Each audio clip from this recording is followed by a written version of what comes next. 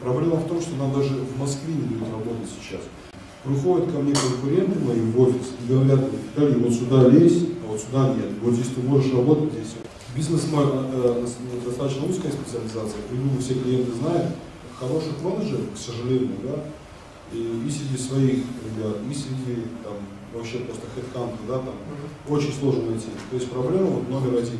Компания в основном занималась продажей счетно-сортировальной техники. То есть это магазины, торговые центры, везде, где есть наличный оборот, везде эта группа не используется. Много очень работал, сутками пропадал в офисе. Ну, на самом деле результат был. Я за второй месяц работы в компании, с учетом того, что не было никакой зарплаты, да, там была процентная ставка, 25% от прибыли компании.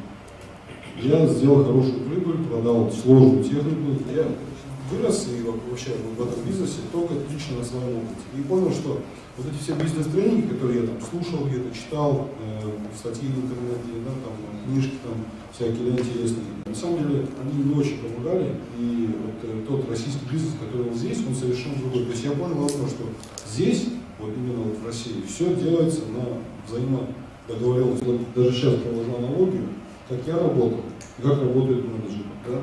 Мы практически брали желтые страницы и прозванивали желтые страницы. У нас не было компьютеров и тому подобное. Сейчас менеджеры, вот молодежь, которая приходит ко мне на работу, у них есть все рычаги, все инструменты для реализации каких-то проектов. Выходят ко мне ребята там, с хорошим багажом знаний, да, с обучившиеся всякие там. У меня работал человек, который учился в MBA. Он прошел эти курсы до высокого уровня человека, на самом деле. Он не проработал у меня и 3-4 месяцев, там, 4 месяцев не проработал, он ушел в более крупную компанию.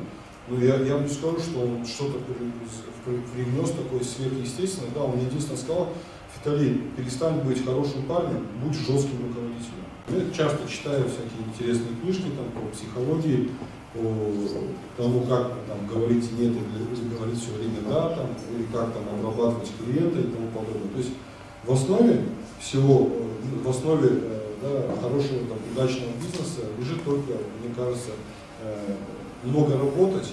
К примеру, там, 5 лет назад да, я работал, и не надо было знать все тонкости техническую информацию о машинках, да, то сейчас и там, кассиры, да, там, и заведующие касс, то есть наш контингент клиентов, они знают уже все про это оборудование. И менеджерам, так сказать, продажникам, да, те, кто в основном занимается продажами, вот, им, естественно, да, необходимо проводить обучение профессиональные, квалифицированные. Я стараюсь приглашать реально толковых менеджеров, которые там, очень хорошо знают свою работу и технику.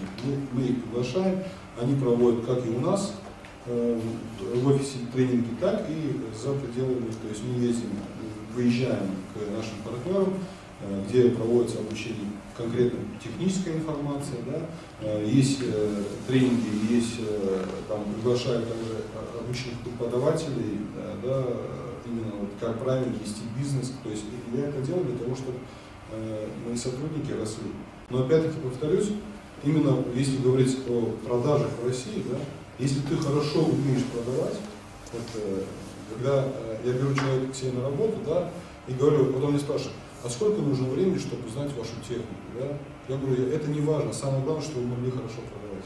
Если вы умеете продавать, да, не важно что, да, там, то все остальное оно очень быстро приклеится. Даже элементарно, просто вот на вот личном опыте, да, какой-то вопрос, если возникает у молодого менеджера, он просто откладывает руку в сторону, задает вопрос там, рядом сидящему менеджеру, более профессионалу, он ему ответит, и в процессе вот это вот лучше запоминается человеку. То есть вот 3 месяца, вот, в среднем, да, могу так сказать, для раскачки вот, просто вот сырой человек прошел без знаний абсолютно. То есть вот, он даже в продажах, я не скажу, что профессионал.